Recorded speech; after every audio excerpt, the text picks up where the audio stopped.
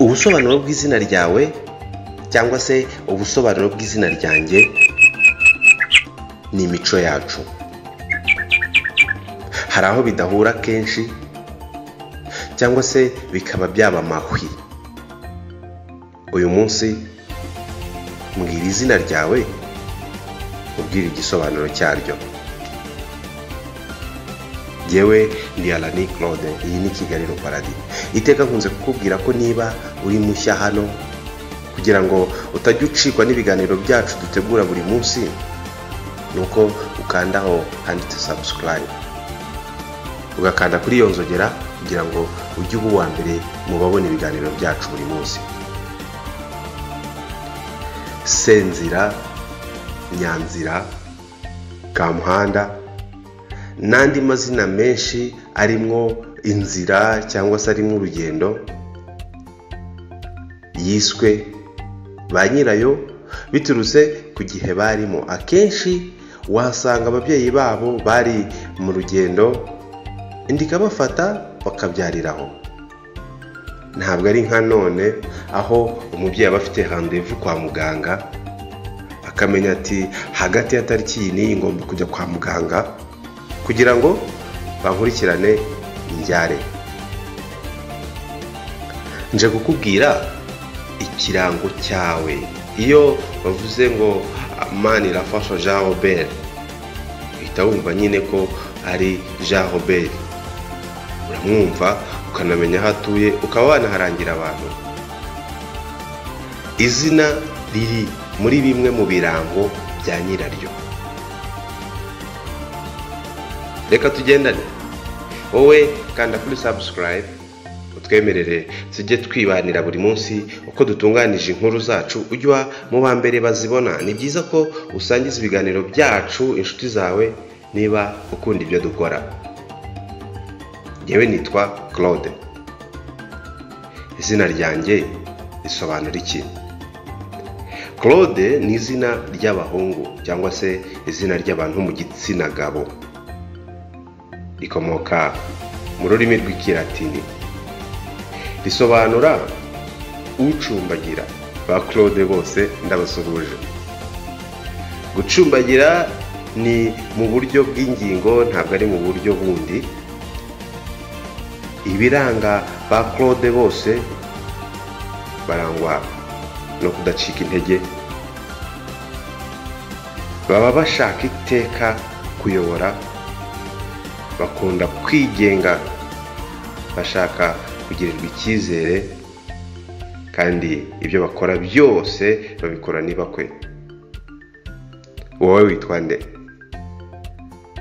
Hari uwanyandikiye ambwira ko musobanurira izina Joshua. Joshua ni izina ry'abahungu, rikomoka mu rurimi rw'Igiheburayo, rikaba risobanura Imana izafasha. Ba Joshua bakunze kurangwa n'umutima mwiza, babasha kuvugira abandi. Ba Joshua mu ntumbero zabo ubundi baba bashaka kuba abavugizi, batega amatwi abaje babagana, bariyubaha cyane kandi bazi kubana. Ufite inshuti yitwa Joshua, iteka gushwana biba biri kure, kuko ba Joshua bazi kubana kandi bakunda inshuti zabo. Brian naryo ni izina ry'abagabo cyangwa se abahungu, rikomoka ku rurimi rw'Ikigereki. Ubusobanuro bwa Brian ni ubuhangange n'icyubahiro. Ba Brian bakunzwe kurangwa n'amahoro, umutima w'impuhwe, bagira ibitekerezo bizima, bashaka kugira umuntu inama kandi bazi gufata ibyemezo. Ba Brian bose ndabasuhuje. Lucy cyangwa se Ruth, iryo ni izina ry'abakobwa, naryo rikomoka mu Giheburayo, rikaba risobanura inshuti. Ba Rusi bose bakunze kurangwa no kwihambira cyane, bagira ukuri, barangwa n'umutekano, bashaka kumvikanisha neza ibyo batekereza, kandi bagira uburyo bwabo bwihariye bwo gukora. Ba Rusi ni abakobwa beza, ni abamama beza. Iyo rero yagukunze, naho wakora amakosa angana te, yaba ari ukuri cyangwa ari amabwire, ntabyo yitaho. Akunda kwihambira. Iyo ni character ye kandi ntabwo yayita. Valence ni izina ry'abagabo, ni izina ry'abahungu, rikomoka mu rurimi rw'Ikilatini. Valence risobanura uhorana umwete n'imbaraga. Aba Valence bakunze kurangwa no kwigenga, baba bashaka iteka kugirirwa icyizere, bagira ibakwe, baba abayobozi beza, kandi icyo biyemeje cyose bumva nta cyababuza kugikora. Ba Valence baharanira ibyabo mu mahoro bakabigeraho. Ba Valence tuziranye mwese, nizere ko iri zina ari iryanyu koko. Jeannette cyangwa se Jeannette. Jeannette cyangwa Jeannette ni izina rihabwa abantu bo mu gitsina gore, ni izina ry'abakobwa, rikomoka mu Giheburayo, rikaba risobanura Imana igira impuhwe.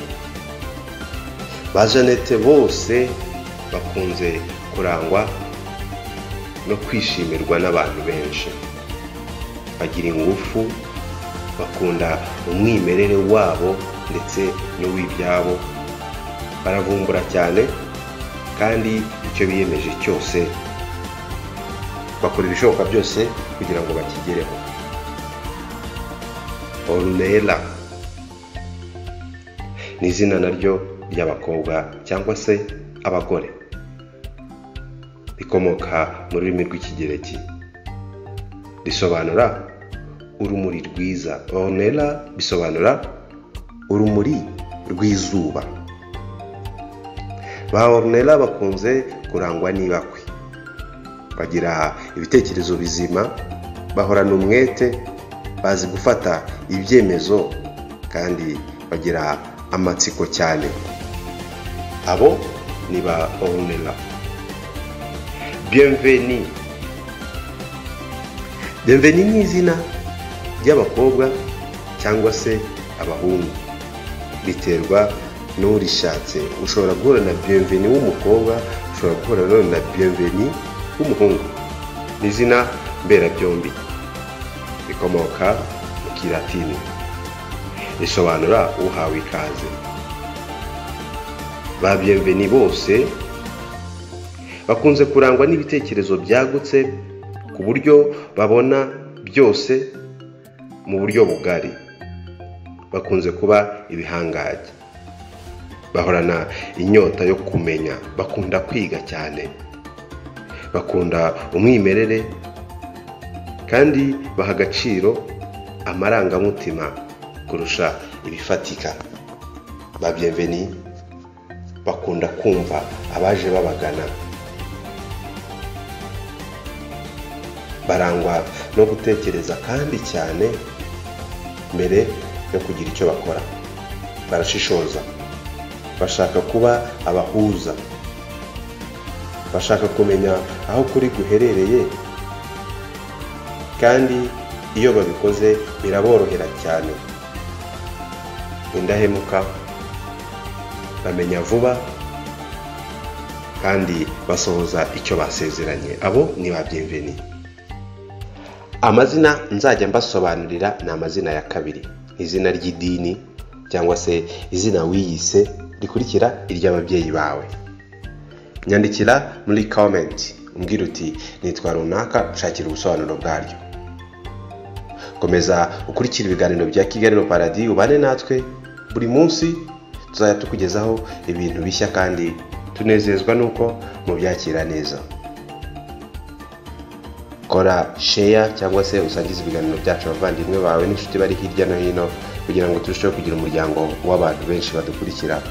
Igitekerezo cyawe ku nkuru zacu zose tuba twakoze, jya kuri channel urebe inkuru zabanje, urebe ibyegeranyo biryoshye twakoze, ubundi enjoying. Yewe ndi Arani Claude, reka tuzasubire mu biganiro byacu bitaha.